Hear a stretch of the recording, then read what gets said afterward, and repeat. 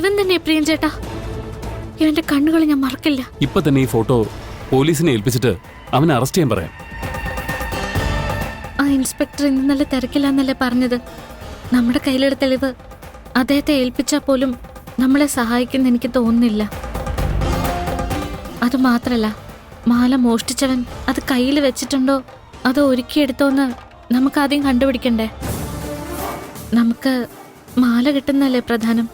അവൻ ഒളിച്ചിരിക്കുന്ന സ്ഥലത്തേക്ക് പോയി ആ മാല വാങ്ങിച്ചതിന് ശേഷം അവനെ പോലീസിൽ പിടിച്ചു കൊടുക്കാം. ശരി, അമ്മയ്ക്ക് ഞാൻ ആ മാല തിരിച്ചേൽപ്പിക്കാന്ന് വാക്ക് കൊടുത്തതാ. ആ ചെയിൻ കയ്യിൽ കിട്ടട്ടെ, അവന്മാരെല്ലാം പോലീസിന് പിടിച്ചു കൊടുക്കാം.